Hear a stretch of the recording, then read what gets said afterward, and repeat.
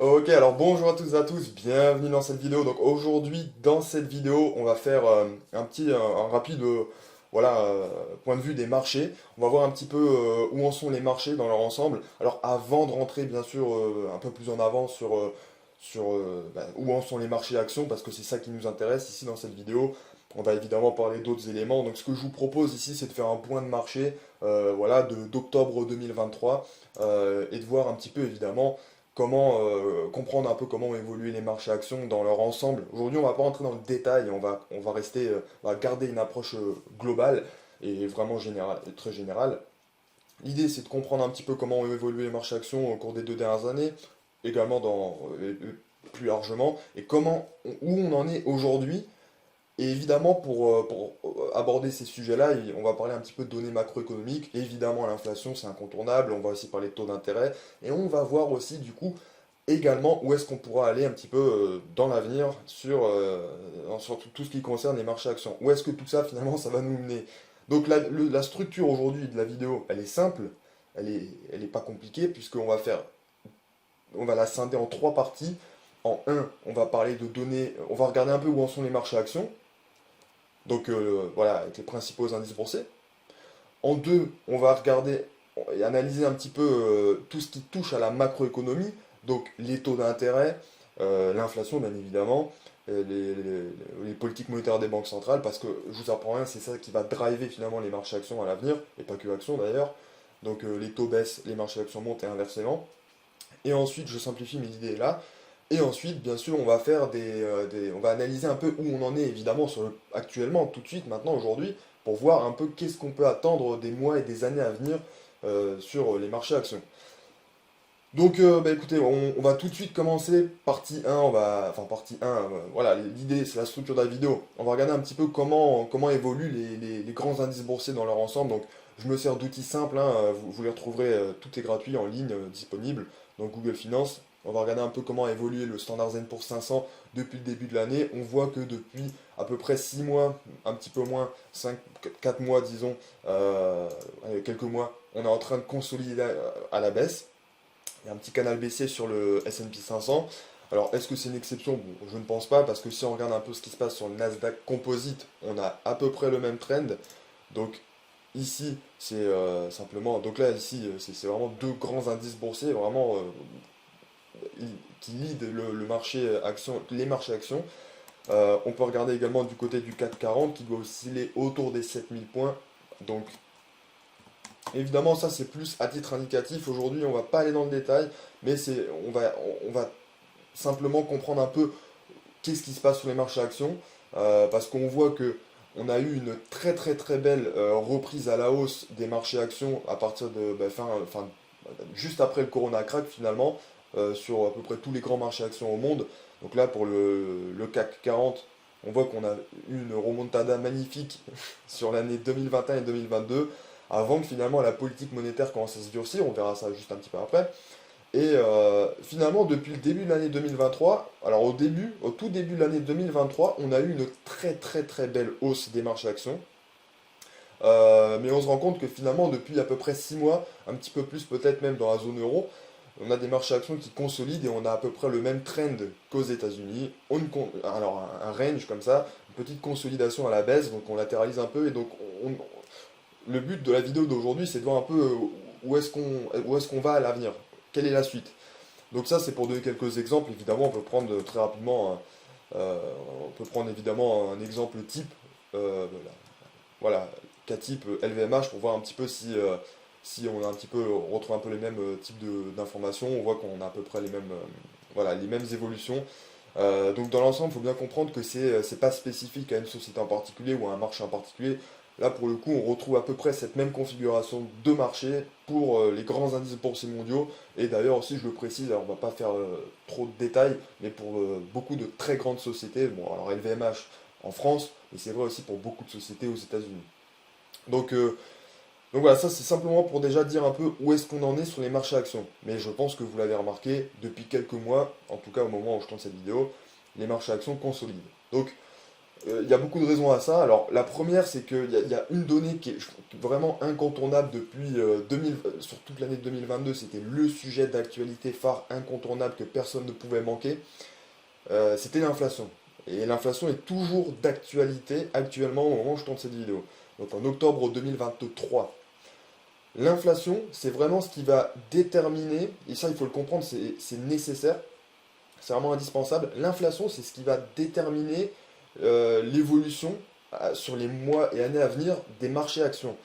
Donc, pourquoi? Pour une raison très simple, l'inflation, lorsqu'elle est trop élevée, amène les grandes banques centrales, donc la Fed aux États-Unis, la Banque centrale européenne dans l'Eurozone, la Bank of Japan au Japon, etc., amène trop d'inflation, ça amène les banques centrales à augmenter leur taux directeur afin de accroître le coût du crédit et donc réduire, in fine, sans rentrer dans le détail, la masse monétaire en circulation au sein d'une économie.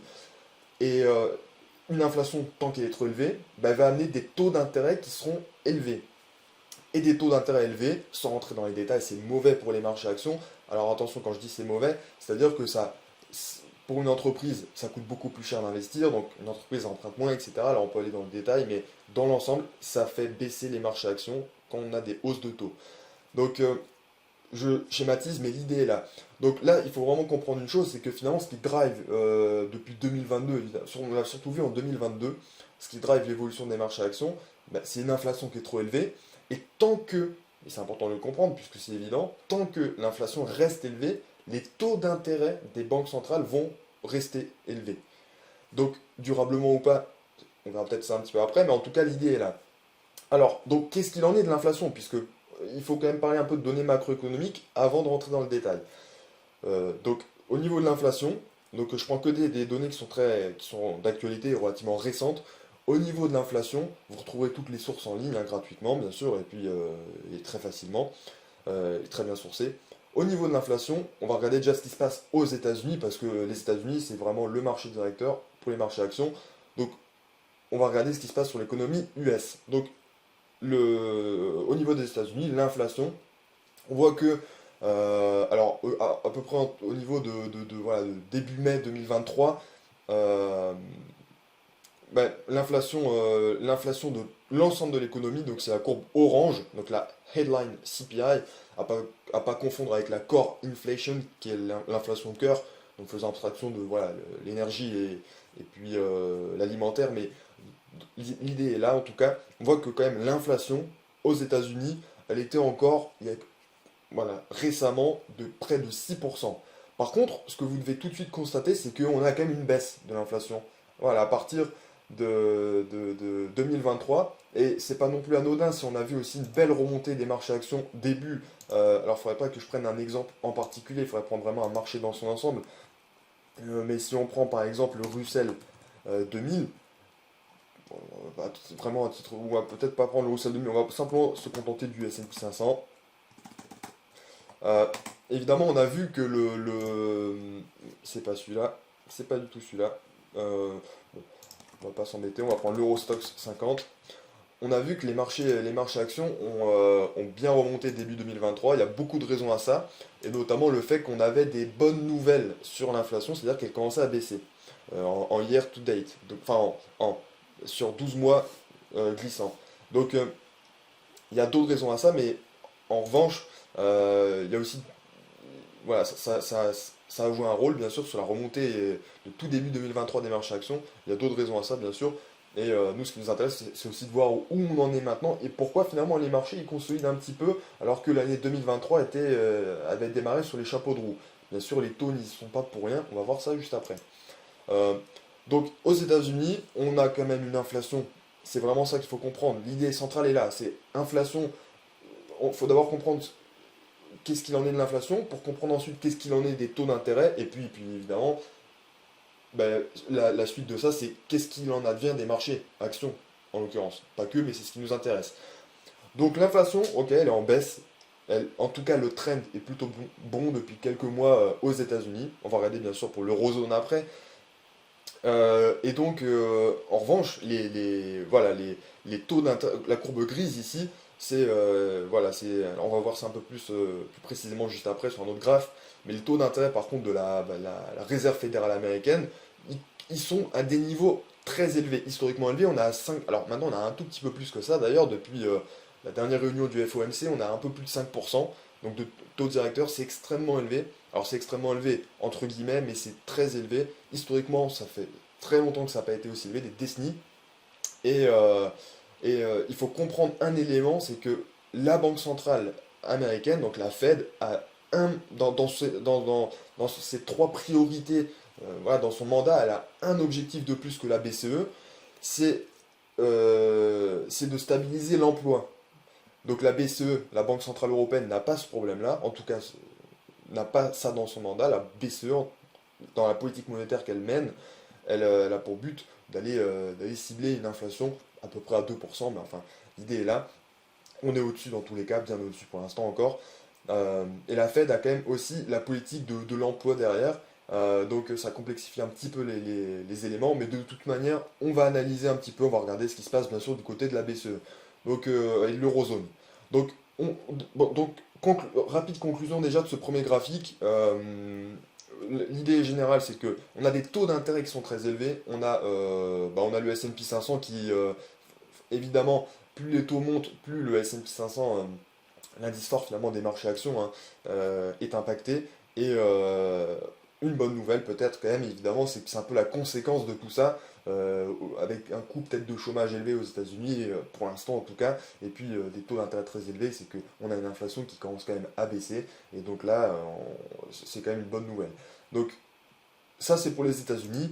Qu'est-ce qu'on peut dire? Alors ensuite, maintenant, on va regarder bien sûr du côté de l'eurozone, puisque l'eurozone c'est quand même aussi une zone économique très importante. On va pas trop parler de la Chine dans cette vidéo ou de l'Asie-Pacifique. On va rester sur vraiment les deux gros, ouais, ces deux gros segments de marché, enfin deux grandes économies, l'eurozone, les États-Unis. Du côté de nos pays européens, qu'est-ce qu'on remarque?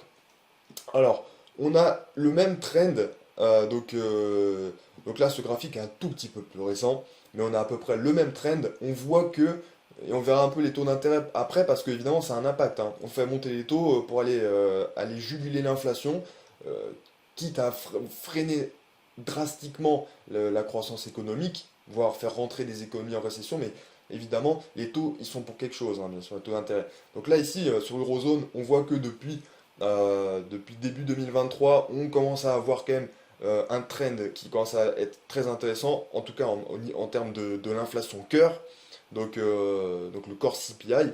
Donc là, on a l'inflation dans l'ensemble. On voit que pour la plupart des pays, les principales économies de la zone euro, on a une inflation qui baisse. On était quand même monté pour l'Allemagne, alors pour des raisons diverses et variées, notamment liées au secteur de l'énergie, mais pas que. On était monté à près de 6,5%, donc là ça baisse beaucoup. Et voilà, on a quand même le même trend que ce qu'on a vu juste avant aux États-Unis. Donc ça, bon, ça c'est une bonne nouvelle.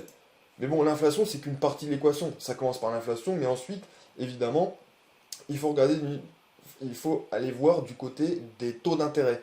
Et ensuite seulement on va pouvoir comprendre un peu comment pourraient évoluer les marchés actions. Donc l'idée est là. Donc on a plutôt un bon trend depuis maintenant quelques mois déjà, faut le dire, sur l'inflation. Maintenant, on va regarder quand même ce qui va se passer enfin, ce qui se passe sur les taux d'intérêt. Rapidement, quand même, oui, pour la petite précision. Alors, voilà, là, on a un graphique sur du très long terme de l'inflation aux États-Unis. Donc, l'inflation, le CPI ici. On voit qu'on n'a pas eu un tel taux d'inflation aux États-Unis, quand même, je le précise très très rapidement. Du moins, en 2022, on n'a pas eu un taux d'inflation aussi élevé depuis à peu près 40 ans. Voilà, ça datait des chocs pétroliers à peu près les taux d'inflation aussi élevés. Et à l'époque, les taux d'intérêt avaient été drastiquement augmentés. Donc, bon, aujourd'hui, on est plus sur un soft landing, en tout cas l'idée est là, mais là c'est pour vous montrer un peu dans le temps, au très long terme, où on en est au niveau de l'inflation US. Alors ça baisse, hein, attention, ça baisse, mais où est-ce qu'on en est historiquement? Donc voilà, très bonne source d'information d'ailleurs, la Réserve fédérale de Saint-Louis pour les données macroéconomiques. Ensuite, what's next? Alors là ici, c'est pour l'inflation de l'eurozone. Alors, je prends délibérément ce graphique parce que ce graphique, il est parlant. On va parler des taux d'intérêt, bien sûr, dans quelques instants. Rapidement, quand même, ce graphique sur l'inflation en zone euro. Ici, on voit très bien à partir de, voilà, qu'à partir de juste avant début 2023, on a eu déjà une baisse du trend, un bon trend du coup sur l'inflation en zone euro. Et on a l'inflation, alors on a l'inflation cœur et l'inflation headline. Donc l'inflation cœur, l'inflation headline, donc bon, rapidement, c'est vrai que ça fait un petit peu amateur de le montrer, mais comprenez simplement que la headline inflation, c'est l'inflation totale dans une économie. L'inflation cœur, elle exclut tout ce qui est énergie et puis alimentaire. Donc euh, ici, on voit qu'on est à plus 5,3% encore actuellement, c'est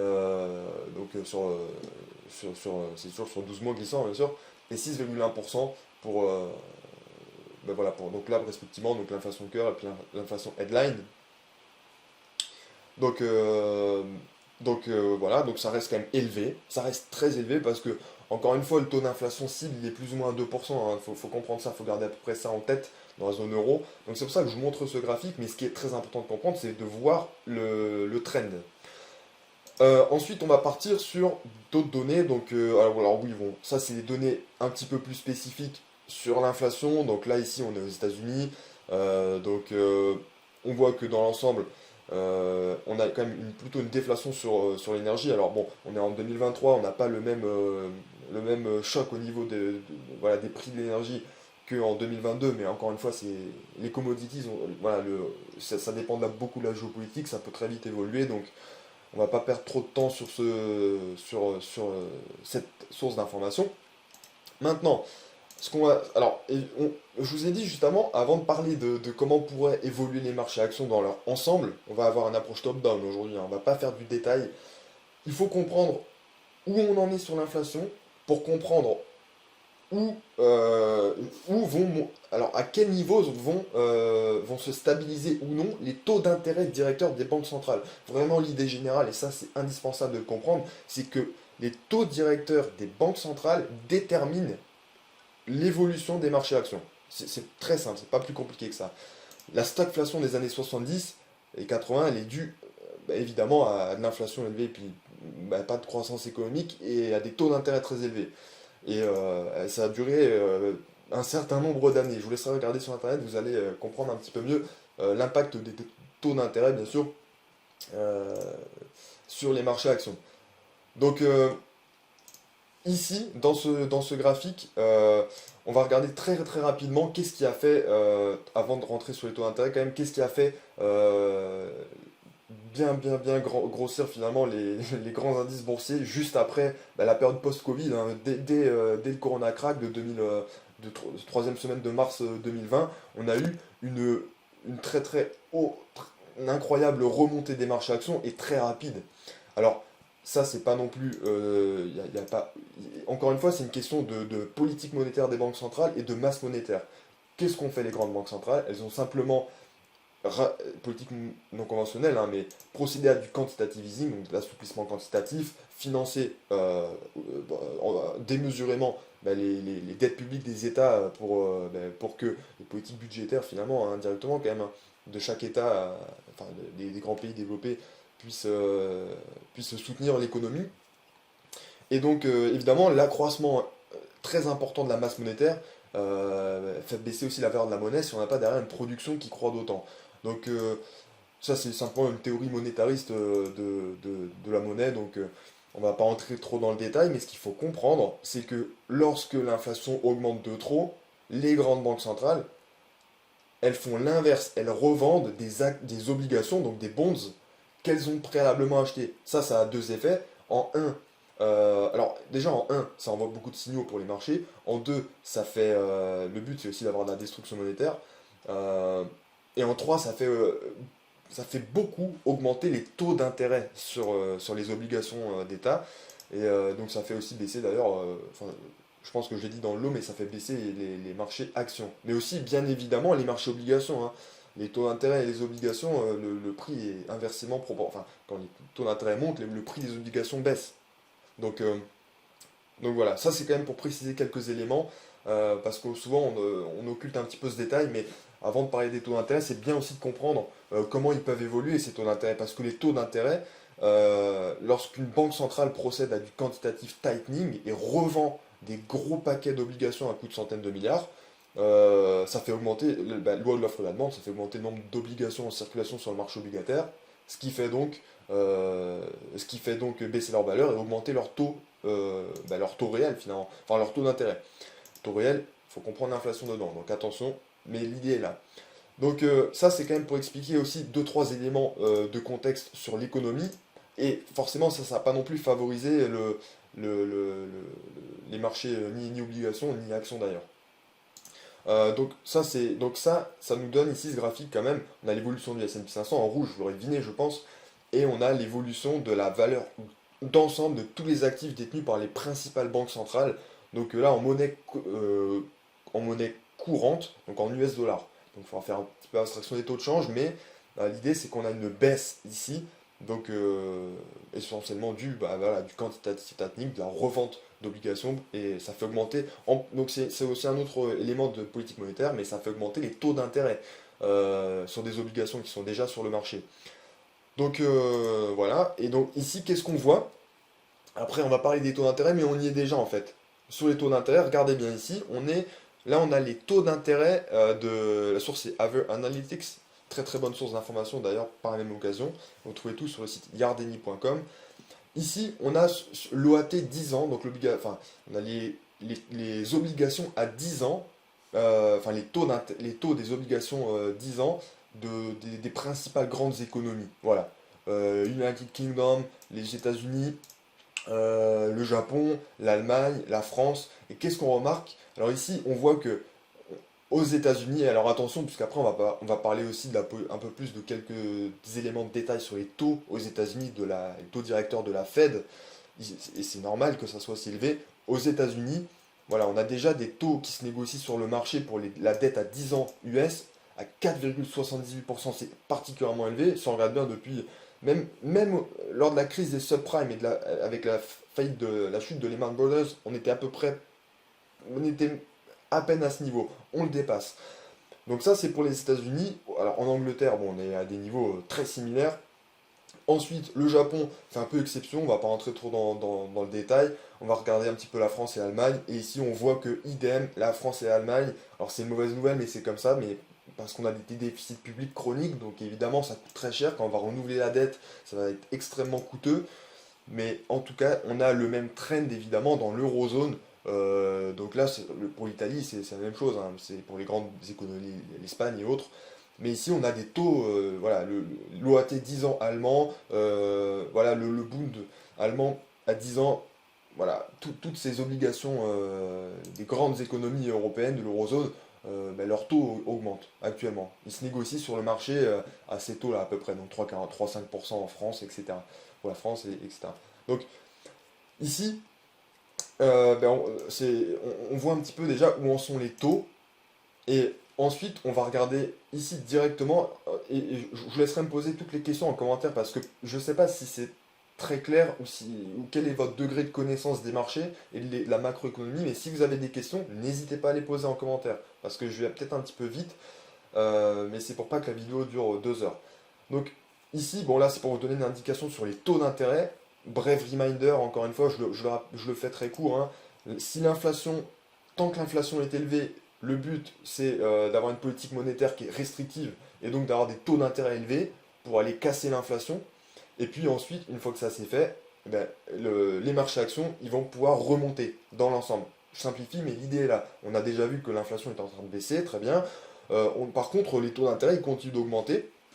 Alors, mais on est peut-être à un point de bascule, on n'est pas certain. Hein, on va le voir justement juste après. Donc ici, je vous ai mis un graphique, encore une fois, donc la Fed, hein, ou la Réserve fédérale de Saint-Louis, très bonne source d'informations macroéconomiques. Ici, on voit alors, il y a plusieurs taux directeurs, hein, mais le principal taux directeur, donc là c'est les Federal Funds Rate aux États-Unis, le principal taux directeur de la Réserve fédérale américaine, euh, il a augmenté, et il a augmenté selon un taux jusque-là sans précédent, à partir de 2022. Et il y a eu je sais pas combien de rehaussements de taux depuis, et là, on a, on commence peut-être à avoir un soft landing à anticiper parce que lors de la dernière réunion du FOMC, alors, le taux d'intérêt, ici, directeur principal de la réserve, la Fed, hein, donc c'est quand même la réserve fédérale américaine, donc c'est la politique monétaire américaine, c'est très important quand même pour l'économie mondiale. On a des taux qui sont, alors ils baissent pas encore, hein, ils sont pas encore en train de baisser, mais ils ont arrêté d'augmenter.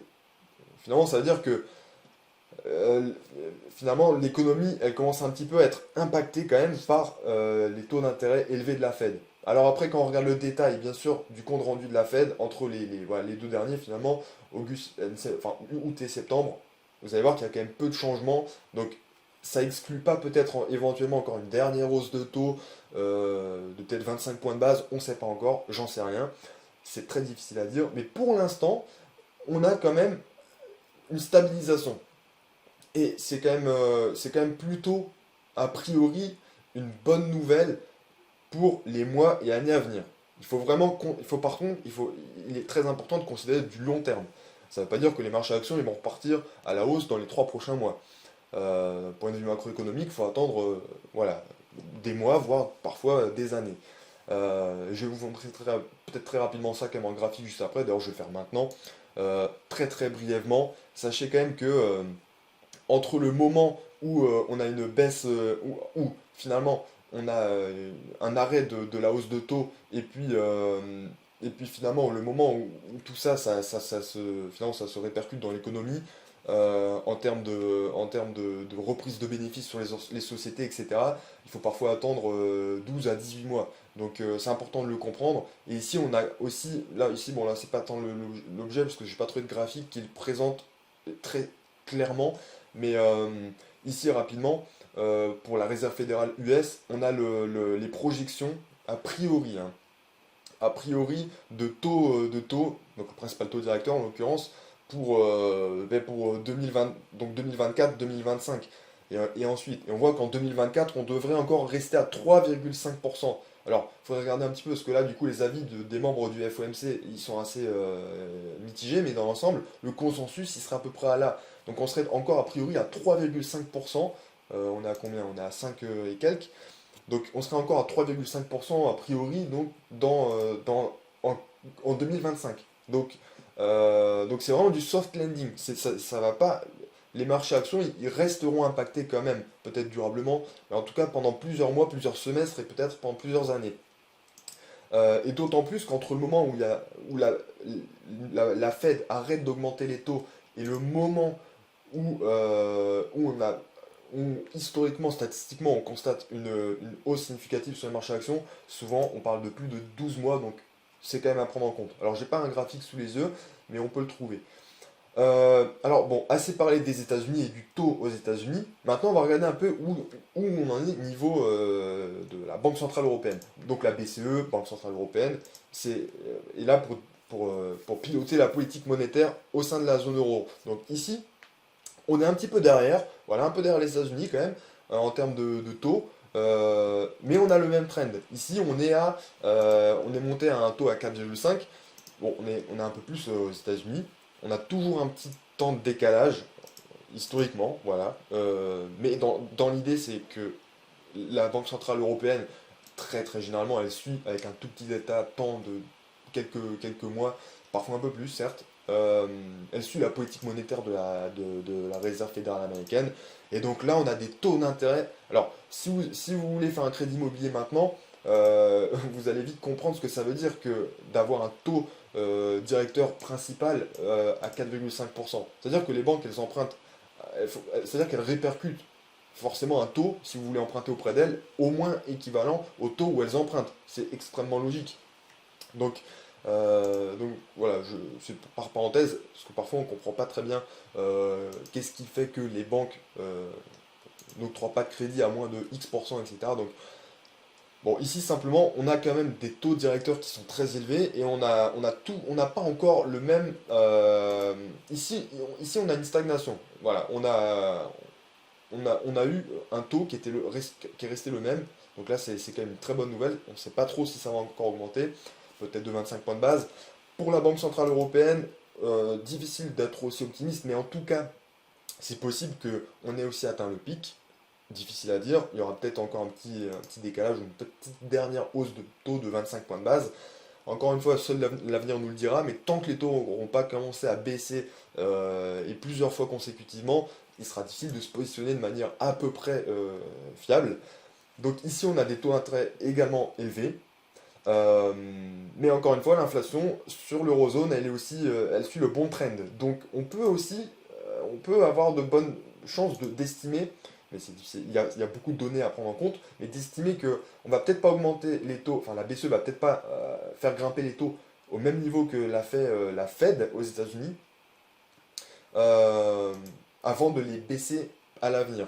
Donc ça évidemment, ça reste de l'hypothèse, mais si l'inflation reste jubilée et suit le bon trend, la BCE n'ira peut-être pas jusqu'à mettre l'économie en récession, ou l'idée c'est vraiment un soft landing, euh, et c'est d'éviter voilà, que les économies des principales, voilà, en tout cas en Europe, mais c'est pareil pour les États-Unis, que l'économie se porte trop mal non plus. Donc, euh, donc voilà, ici on a quand même, alors c'est pas sous forme graphique, mais on voit quand même dans le temps l'évolution des taux. Alors encore une fois, il y a trois taux directeurs, je ne vais pas rentrer dans le détail, mais comprenez simplement que on a un taux qui est quand même, qui est pas encore on n'a pas encore un taux qui est stabilisé comme aux États-Unis. Ce sera peut-être le cas prochainement. Voilà, à voir. Donc voilà pour les taux d'intérêt. Donc on a vu l'inflation. Ça c'est le trend des bons. Retenez ça. Les taux d'intérêt, difficile de se positionner, mais les États-Unis quand même nous donnent un indicateur qui peut être intéressant à considérer. C'est-à-dire que les taux ont arrêté d'augmenter en tout cas. Donc ils n'ont pas baissé, mais ils n'ont pas augmenté. Ils ont arrêté, ils se sont stabilisés. Donc évidemment, il faudra suivre ça de très près parce que dès qu'ils vont se mettre à baisser, là évidemment on va commencer à voir, à partir du moment où l'inflation évidemment reste toujours en baisse bien sûr, par rapport au niveau actuel, là on va commencer peut-être à avoir des choses intéressantes sur les marchés actions. Ensuite, alors justement, parlons-en des marchés actions.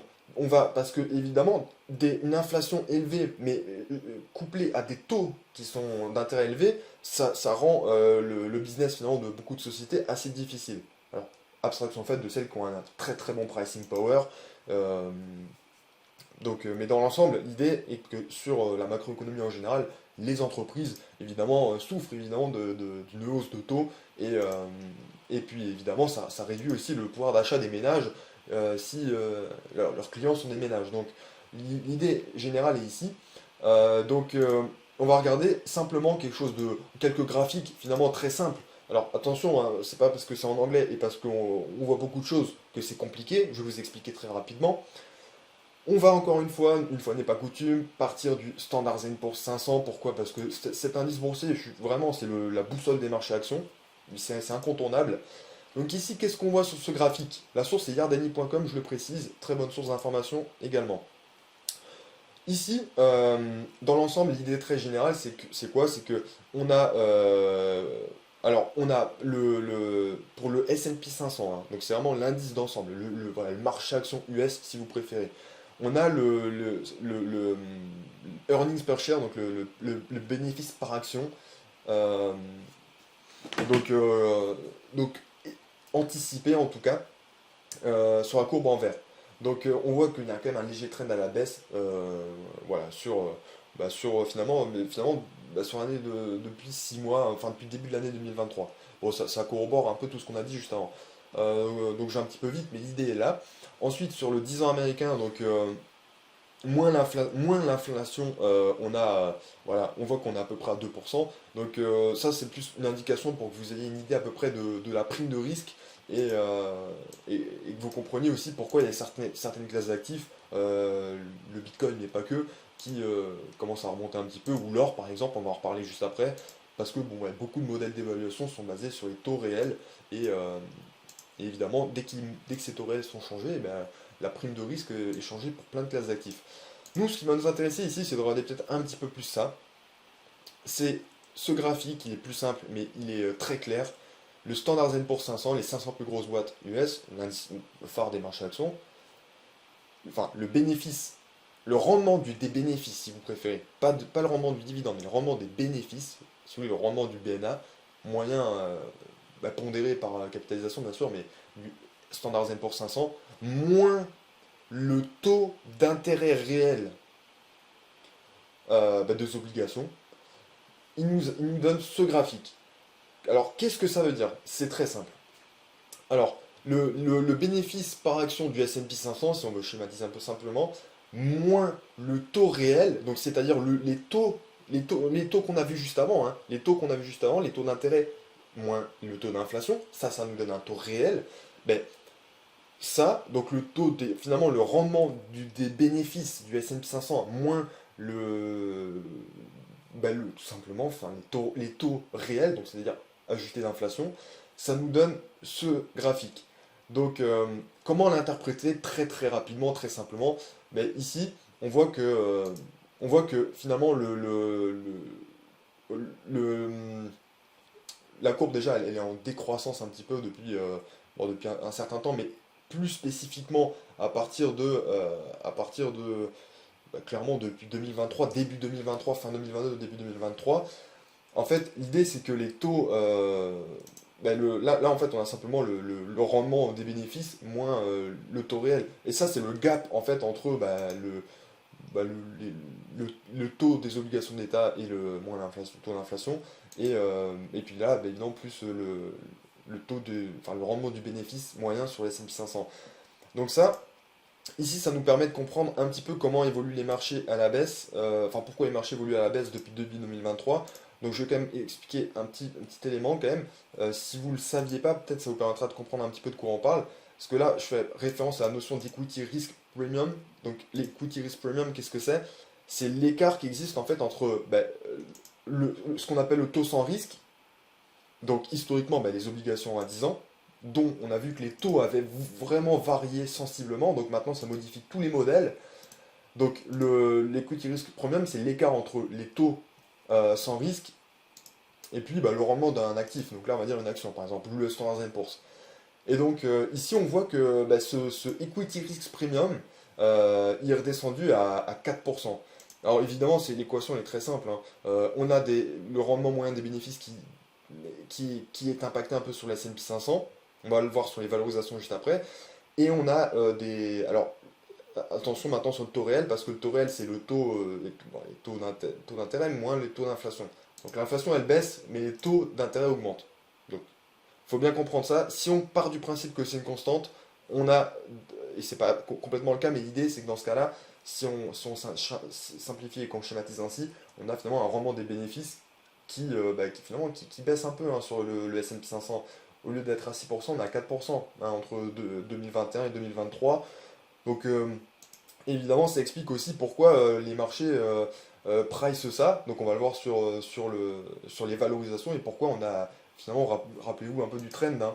Le trend, si on prend je sais pas, le Nasdaq 100, c'est pareil, hein, le trend depuis le début de l'année, depuis un an, enfin un peu moins, il est plutôt baissé comme ça. Donc ça nous explique aussi un petit peu tout ça. Donc, je vais revenir rapidement quand même. Alors, je reprends quand même le CAC 40 parce que c'est vraiment notre indice franco-français, donc il est très évocateur. Mais si je reprends ça, l'idée c'est que ici, pour les principales actions, enfin la plus grosse market cap du monde, le S&P 500, on a finalement un rendement des bénéfices qui est plutôt un petit peu en diminution. Et forcément, ça veut dire que le marché fait que anticiper, hein, c'est toujours la même chose. Donc évidemment, ça fait baisser un petit peu les cours de bourse. euh, et ou les ou souvent les deux d'ailleurs, et les valorisations en termes de PER, etc. Donc voilà, ça c'est quand même rapidement pour expliquer quelques éléments de contexte aussi et pourquoi finalement la macroéconomie au sens large, donc encore une fois, l'inflation, puis derrière ça, l'augmentation ou non des taux, et puis enfin les marchés actions, pourquoi on a les évolutions qu'on a constatées sur les marchés actions. Et ça reste assez immuable. Donc ça va nous aider ensuite pour comprendre, bon, on n'a pas besoin de tout comprendre, mais ça va nous aider à comprendre un peu comment pourraient évoluer les marchés actions à l'avenir. Ici, rapidement, on a toujours le S&P 500, on va vraiment le prendre pour exemple. On a encore une fois le rendement des bénéfices, voilà, versus l'inflation, voilà, le CPI inflation rate, donc l'inflation CPI, dont on a déjà parlé en début de vidéo. Donc ici, on a en nominal 4,6% sur le S&P 500, voilà, mais en réel, à peine 0,6%. Donc finalement, c'est là aussi qu'intervient un petit peu la notion d'equity risk premium, et puis aussi on comprend un peu mieux l'impact euh, voilà, du taux réel sur le rendement des bénéfices. Donc ça c'est aussi pour mettre un petit peu en comparaison voilà, l'évolution, le rendement des bénéfices et puis le taux d'inflation. Euh, donc on va pas trop rentrer dans trop de détails là-dessus. Un élément à comprendre quand même, c'est que on a quand même des bénéfices qui a priori devraient augmenter à partir voilà, 2024 sur le S&P 500 et donc aussi sur la plupart des grands indices boursiers actions au monde, enfin donc sur les grandes économies.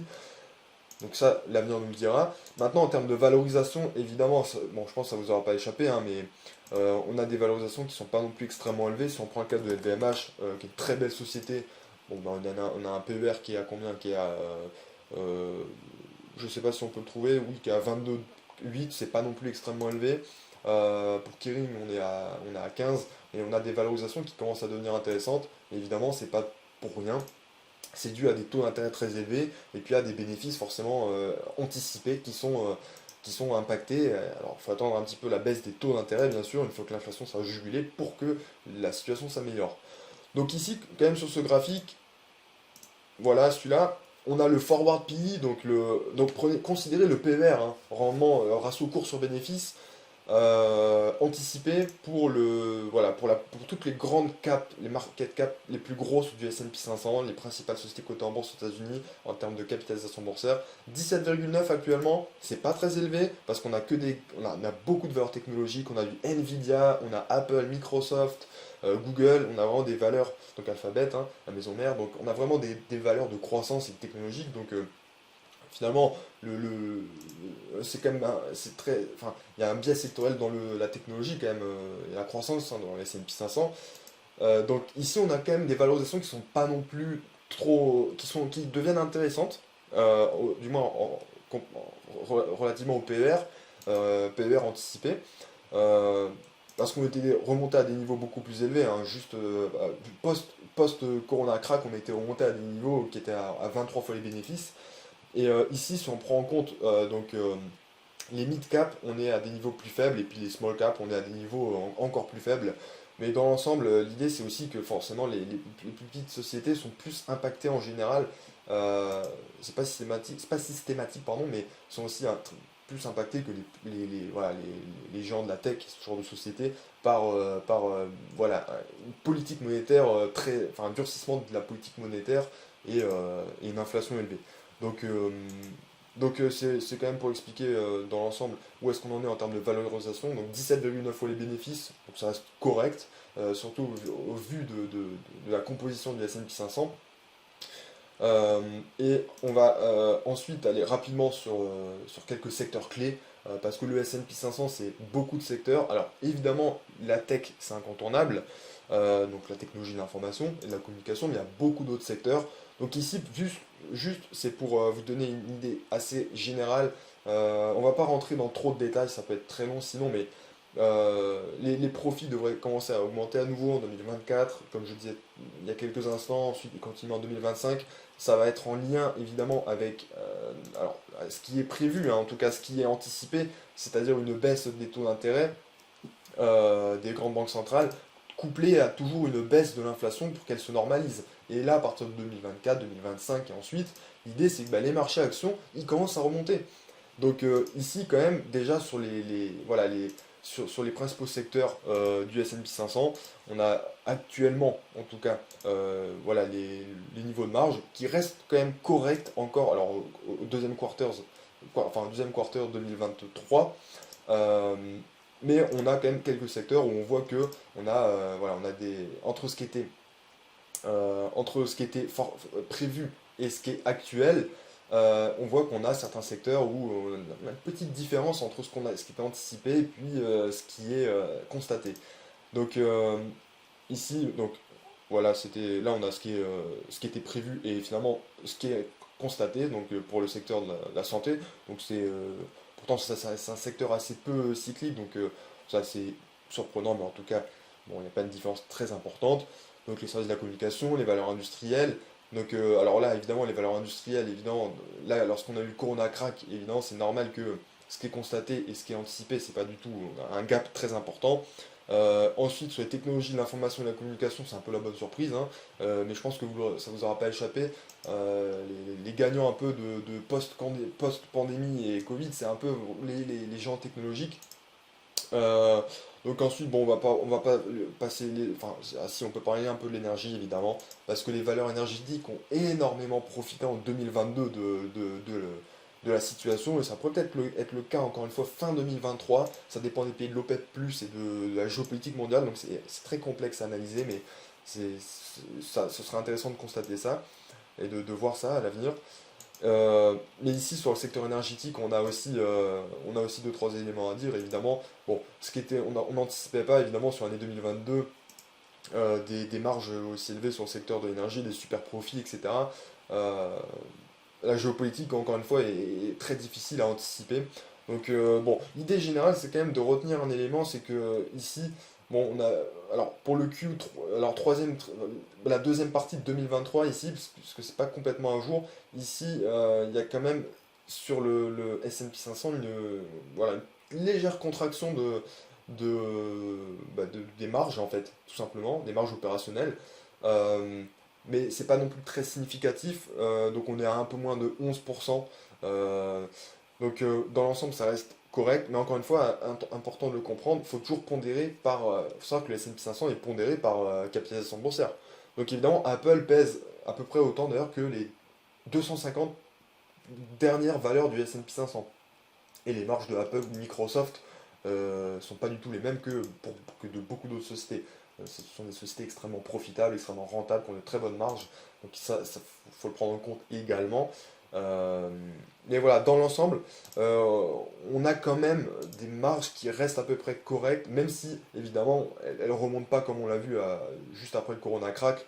Il faudra attendre 2024-2025 pour vraiment constater à nouveau un trend aussi, pas aussi majeur, mais a priori, parce que c'est vraiment encore le soft landing, hein, pour les politiques monétaires, mais un trend qui remonte progressivement euh, sur les marges, euh, et au moins à la limite qui se stabilise.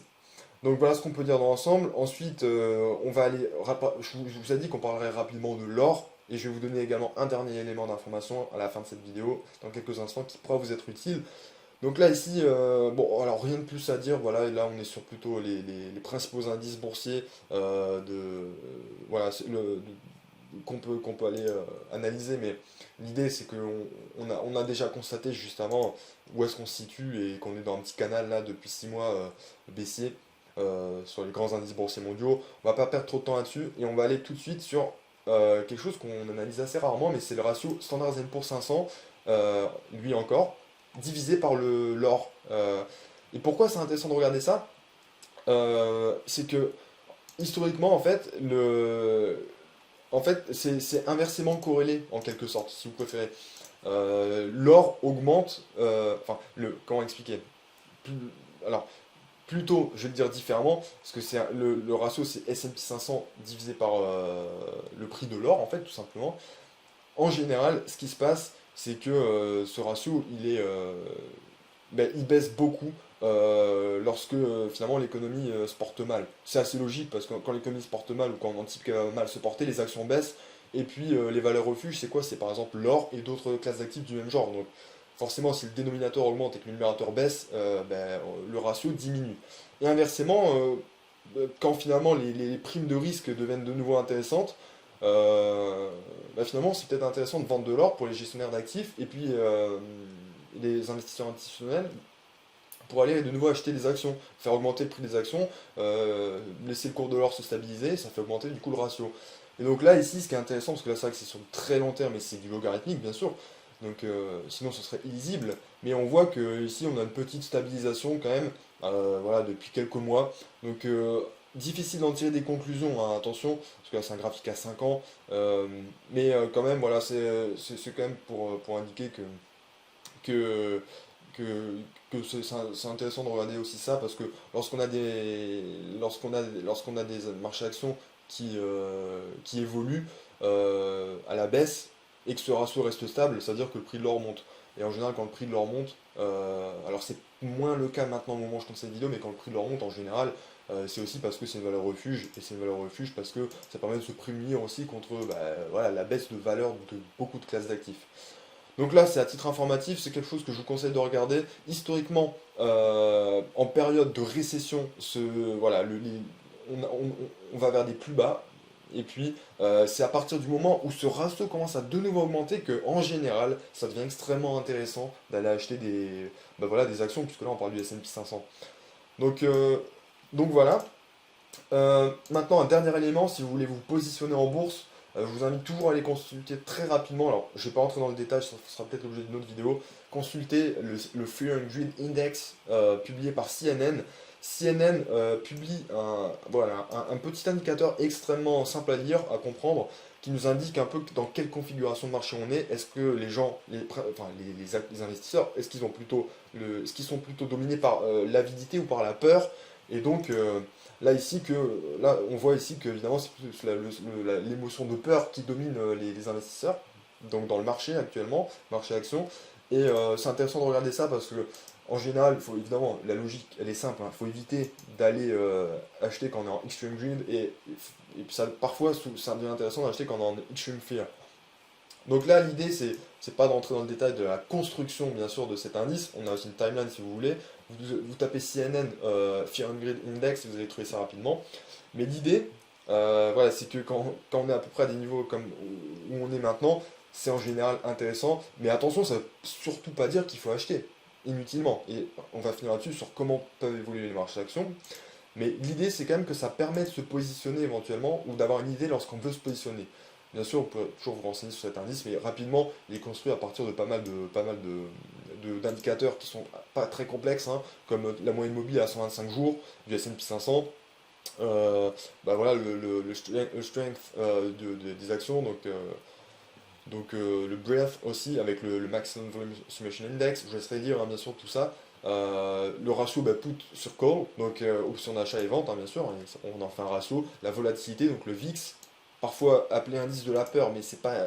C'est, bon, ça se discute, mais en tout cas, c'est construit là-dessus. Et puis la demande pour voilà, pour des classes d'actifs entre guillemets sûres, donc ça nous permet tout ça et la demande pour des junk bonds aussi, pour voilà, voilà, des investissements risqués, des obligations très risquées, à yield et toutes ces choses-là. Et tous ces éléments-là permettent de déterminer un indice qui nous indique à peu près dans quelle configuration de marché on est. Ici, le sentiment de marché est plutôt la peur quand même.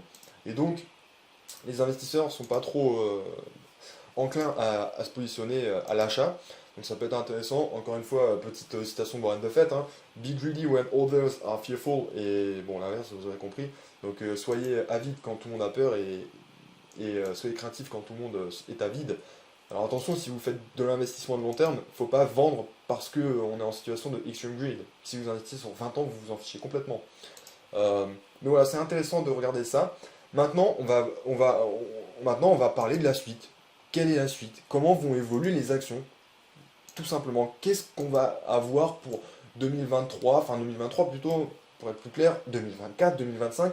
Est-ce que on va gagner de l'argent finalement? C'est un peu ça l'idée. Euh, sur le rendement du dividende, c'est à peu près stable, c'est beaucoup moins volatile que les cours de bourse. Maintenant, après, sur les actions en elles-mêmes, les cours de bourse, comment ils vont évoluer? C'est un peu ça la question clé. Donc là, bon, je pense que en fait, à travers toute la vidéo, vous aurez compris un peu comment ça marche. À partir du moment où l'inflation, elle, elle n'est pas encore à un niveau suffisant, alors suffisamment stable finalement, là c'est considéré 2,5%. Ok, 2%, 2,5%. Donc, tant que l'inflation n'est pas à ce niveau-là à peu près, les taux d'intérêt vont rester un petit peu élevés. Ça ne veut pas dire qu'ils vont augmenter, ça ne veut pas dire qu'ils vont baisser non plus, ils peuvent très bien stagner et rester comme ça pendant quelques mois, jusqu'à ce que l'inflation atteigne des niveaux entre guillemets raisonnables, 2%, 2,5%, et à partir de là, ce qui se passe, c'est qu'on a un... Bon, le but, c'est d'avoir un soft landing, donc avec une progressive diminution des taux d'intérêt, donc ça va prendre du temps, ça va pas prendre 3 mois, ça va prendre peut-être 2 ans, 3 ans. Il y a un graphique qui est intéressant pour ça, voilà, si on prend la Fed, bah voilà, hein, le FOMC envisage d'être à 3,5%, pardon, 3% enfin 3,5% à peu près, un peu moins, de, de, pardon, taux d'intérêt en 2025. Donc ça reste encore élevé, mais voilà, dès que ça baisse, les marchés actions en général commencent à remonter. Donc l'idée très générale, si vous devez vraiment suivre deux indicateurs, alors en plus, alors oui, alors deux indicateurs clés, surveiller l'inflation. Dès qu'elle va atteindre, si elle continue dans le même trend et qu'elle commence, et si elle baisse même un peu trop, en tout cas si elle diminue pas progressivement jusqu'à 2,5%, 3%, là les taux d'intérêt pourraient peut-être même baisser plus vite que prévu, mais en tout cas, tant que enfin, à partir du moment où l'inflation reste encore à des niveaux élevés, mais tant qu'elle suit ce même trend, finalement c'est ça qui compte, euh, bah, les marchés actions auront un peu de mal à remonter très rapidement, mais enfin, dans tous les cas, le trend est bon. Dès que l'inflation est à nouveau à des niveaux corrects, 2%, 2,5%, là à partir de là, finalement la politique monétaire va peut-être, a priori en fait en toute logique, même historiquement, être un peu plus souple. Et donc on aura ensuite des marchés actions qui vont augmenter. Donc surveiller deux choses, enfin un peu plus, mais déjà en un, l'inflation. Que ça soit eurozone ou que ça soit aux États-Unis. Voilà, c'est vraiment, vous pouvez, enfin, vous pouvez pas vous exonérer de le faire si vous voulez savoir comment pourraient évoluer les marchés actions sur les mois et années à venir. Ensuite, la deuxième chose, tout simplement, aller vérifier, alors à la limite, aller vérifier simplement où en sont les taux d'intérêt des principales économies, donc les bonds, hein, les obligations à 10 ans, c'est un peu la référence. Donc comment évoluent les bonds pour les obligations à 10 ans des principales grandes économies. Et en deuxième quand même, parce que c'est quand même surtout ça aussi qu'il faut bien garder en tête, comment évoluent les principaux taux directeurs des banques centrales. Donc ici, la Fed, donc le Federal Funds Rate, donc aux États-Unis pour la Banque centrale américaine, et puis ici, donc vous allez sur le site de la BCE, et vous regardez comment évolue également le principal taux directeur de la Banque centrale européenne. Et à partir du moment, alors sous forme graphique c'est un peu plus simple à appréhender, à partir du moment où ça se stabilise, ça commence à devenir bon, mais attention, il faut raisonner sur un horizon de 2-3 ans, hein, minimum. Encore une fois, reminder, hein, 3,5% anticipé aux États-Unis en 2025. Donc faut rester patient et précautionneux. Mais à partir du moment où ça arrête d'augmenter, où ça se stabilise, où ça augmente plus, et à partir du moment où ça reste à peu près stable, et même mieux encore, entre guillemets, que ça baisse, et bien là, à partir de ce moment-là, on peut déjà anticiper de bonnes nouvelles pour les marchés actions. Et rassurez-vous, vous le verrez avant, peut-être avant de le voir clairement. Enfin, c'est même pas vous le verrez avant. Ça sera déjà dans les cours de bourse avant que ça se traduise dans l'économie réelle, parce que les marchés ne font qu'anticiper dans tous les cas. Donc c'est pas plus compliqué que ça. Mais à partir du moment où les taux vont baisser, donc finalement à partir du moment où, peut-être on va plus clair ici, à partir du moment où ce taux ici aux États-Unis, c'est vraiment le taux directeur principal pour la politique monétaire de la Fed, à partir du moment où ce taux va baisser, ça va commencer à devenir intéressant pour les marchés actions. Euh, idem pour la zone euro. Voilà, si vous investissez en zone euro. Après, il sera évidemment, s'il y a des décalages trop importants sur les deux politiques monétaires, Fed et BCE, il y aura peut-être des arbitrages intéressants à faire au niveau du taux de change euro-dollar, mais ça c'est encore une autre question. Et puis ensuite, retenez aussi quand même quelques éléments, c'est à partir voilà, de 2024-2025 que une amélioration voilà, des fondamentaux financiers des sociétés sont anticipés en tout cas en amélioration, même s'ils restent à peu près bons actuellement, retenez quand même ça, hein. Euh, alors, on va peut-être pas perdre trop de temps à nouveau sur l'equity risk premium, mais retenez quand même une chose importante, c'est que là voilà, on a des valorisations qui sont à peu près cohérentes. On n'est pas non plus à des, c'est pas non plus le jackpot hein, d'acheter maintenant des actions dans tous les cas. mais on n'est pas à des niveaux trop élevés non plus, surtout qu'on a un gros biais sectoriel dans un secteur, le S&P 500, c'est énormément de valeurs technologiques euh, très fortement valorisées en termes de ratio de valorisation. Nvidia, Tesla, Microsoft, et voilà, il y en a beaucoup. Donc, et ça pèse énormément en pondération de la capitalisation boursière. Donc ça, c'est à comprendre aussi. Donc on a des ratios de valorisation qui sont, mais c'est logique, hein, mais qui sont relativement intéressants pour se positionner sur du long terme. Maintenant, ce qui va définir vraiment le tout, c'est le soft landing. Est-ce que finalement les taux d'intérêt vont arrêter d'augmenter? C'est la question clé que tout le monde se pose. Bon, ici, d'accord, on avait vu un petit peu ce qu'il en est des marges pour les enfin, anticipées et réelles constatées pour voilà, pour les indices enfin, les secteurs du S&P 500, du Standard Poor's 500. Bon, je laisserai regarder ça. Allez sur tapez S&P 500 margin yardeni.com, très très bonne source d'information financière. Et puis ensuite, si vous souhaitez vous positionner, ça peut être intéressant d'aller voir un petit peu rapidement le Fear and Greed Index. Euh, mais, euh, mais voilà, ça c'est plus vraiment pour se positionner à court terme. Voilà, c'est pas pour faire de l'investissement à long terme, parce que ça bouge de mois en mois. Il y a un mois, on était neutre, on était à 53. Donc évidemment, ça c'est plus un rapide coup d'œil pour voir où est-ce qu'on en est. Euh, donc en conclusion de tout ça, là, de tout ce qu'on a vu, voilà, de l'inflation, comment elle évolue, des taux d'intérêt, des taux des obligations à 10 ans, finalement de la dette des grandes économies, euh, et puis évidemment de où est-ce qu'on en est sur finalement le rendement des bénéfices du S&P 500, et où est-ce qu'on en est sur, voilà, sur les valorisations. euh, de tout ce qu'on vient de dire, en fait, là, dans cette vidéo, ce que vous devez donc retenir en conclusion, et donc je vais finir là-dessus, c'est que c'est vraiment trois choses. Alors, si vous faites de l'investissement sur les marchés actions, évidemment, hein, je parle de ce postulat, au long terme, si vous, si vous voulez tenter d'anticiper comment pourraient évoluer les marchés actions au cours des prochaines, au moins des prochains trimestres, des prochains semestres également, des prochaines années éventuellement, ce qui va déterminer, et c'est vraiment ça la clé, c'est comment va évoluer l'inflation. Et en fonction de comment va évoluer l'inflation, les politiques monétaires vont s'ajuster et donc les taux d'intérêt vont être ajustés également. Donc évidemment, dès que l'inflation aura atteint voilà, des seuils euh, cibles, 2%, 2% et demi, là du coup évidemment les taux d'intérêt, mais les taux d'intérêt commenceront peut-être évidemment à baisser avant, hein, mais ça va être soft, ça va être un soft landing, ça va être long dans le temps, ça va pas prendre, on va pas avoir des taux d'intérêt à 2% d'ici 6 mois, ça va prendre peut-être 3 ans, 4 ans, 5 ans. Mais il faut bien comprendre que des taux d'intérêt à 2 ou 3%, c'est normal pour une économie. Ce qui n'est pas normal, c'est des taux à 0%. Ce qu'on a pourtant connu pendant longtemps, mais ça a fait une inflation sur les actifs financiers, obligations et puis actions d'ailleurs. Euh, donc il faut comprendre ça, donc c'est vraiment important de le comprendre. Et la bonne nouvelle quand même, disons que c'est une bonne nouvelle. On peut pas encore se positionner de manière certaine avant, hein, mais on pourra le faire avant la fin 2023. La bonne nouvelle, c'est ce que je vous ai montré quand même tout à l'heure. Euh, c'est ça. Ça ici, là, si on regarde de très près, ici, là, qu'est-ce qu'on voit là? C'est que là, ça se stabilise aux États-Unis.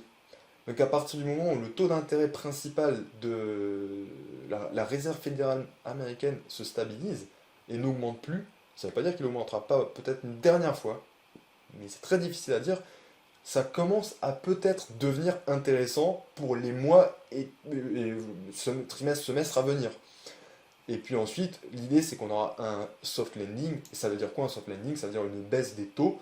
Mais attention, elle sera moins abrupte que la hausse des taux. Parce que là, on a vraiment subi une hausse des taux dans les grandes économies très violente. Voilà, je vous laisserai calculer la dérivée par rapport au temps. Vous allez voir que c'est du jamais vu. Alors, hormis voilà, la stagflation des années 70, mais c'est extrêmement rapide. Et donc là, par contre, la baisse des taux, vaut mieux partir du postulat que ça va être beaucoup plus lent, beaucoup plus soft, beaucoup plus lissé dans le temps, et qu'on va pas nécessairement revenir à des taux à zéro. Donc ça, c'est important de le comprendre. Mais en revanche, à partir du moment où le trend sera enclenché, et ça dépend de quoi? Mais évidemment, on l'a dit, ça dépend de l'inflation, principalement. À partir du moment où le trend de baissier sera là, et ben, les marchés actions vont progressivement remonter, et remonter selon, ben, après il y aura un canal aussi de plus ou moins long terme, on verra, ça peut être 2 ans, 3 ans, 5 ans, voire 10 ans. On a connu des très beaux canaux aussi sur l'Eurostoxx 50, le Standard & Poor's 500, le CAC 40 en France, et on peut avoir le même genre de trend haussier, peut-être légèrement moins haussier, mais c'est pas dit, à partir du moment où les taux baissent ici. Et il faut vraiment comprendre ça, parce que c'est ça qui va déterminer, c'est vraiment la clé de voûte de l'évolution des marchés actions au long terme. Ce sont les taux d'intérêt. Et ça, donc, ça dépend de l'inflation.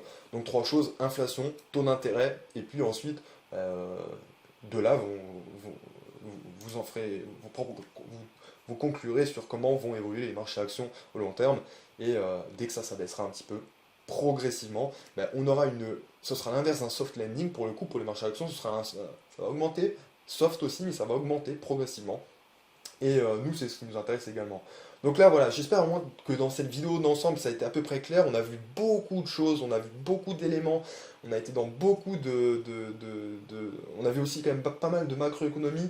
Donc si vous avez des questions ou des éléments à me faire parvenir, si vous n'avez pas tout compris ou qu'il y a des éléments sur lesquels vous avez besoin d'informations, de compréhension sur l'equity risk premium, sur les taux d'intérêt, sur comment évoluent les taux d'intérêt administrés finalement des banques centrales et les taux d'intérêt sur le marché obligataire, voilà, comment tout ça, ça fonctionne, parce que c'est vrai que j'ai été peut-être un petit peu rapide là-dessus. Si vous avez des questions également sur comment est calculée l'inflation cœur, l'inflation headline, et toutes ces choses-là finalement, n'hésitez pas à me le poser vos questions en commentaire. Si vous avez d'ailleurs n'importe quelle question, hein, n'hésitez pas à me la poser, même en général. Mais je sais que parfois ce genre de vidéo est un peu difficile à appréhender pour certaines personnes. Et moi, avec vos commentaires, je peux savoir un petit peu si je vais trop loin ou pas dans les explications, et si je passe trop vite sur certaines explications qui permettraient de mieux comprendre le contenu d'ensemble. Donc, bah écoutez, pour ça, je fais appel à vous, bien sûr, hein, c'est à vous de me dire, hein. Moi, je sais pas, en fait, je suis pas derrière vos écrans, donc je ne saurais pas vous dire si je suis clair ou pas. Mais si je le suis pas, n'hésitez surtout pas à me le dire, à me le faire comprendre, pour que bah, les prochains points marchés soient peut-être un petit peu plus clairs, plus concis, plus succincts et surtout mieux compréhensibles, éventuellement, le cas échéant. Donc écoutez, c'est tout pour cette vidéo. J'espère qu'elle n'aura pas été trop longue, qu'elle aura été relativement digeste. Regardez-la s'il faut à nouveau un autre moment, avec la tête bien reposée. Et encore une fois, posez toutes vos questions en commentaire, le cas échéant, si vous en avez. Et je pense que vous avez compris, inflation, derrière taux d'intérêt, et derrière les marchés actions évoluent, à la hausse ou à la baisse. Et donc là, on est à un point peut-être d'inflexion pour les prochaines années à venir. Et ça peut devenir extrêmement intéressant, comme vous l'aurez probablement suffisamment bien compris dans cette vidéo. Donc je vous remercie, bah, abonnez-vous, likez, commentez, partagez, faites comme d'habitude, et puis quant à moi je vous dis à très vite pour une prochaine vidéo.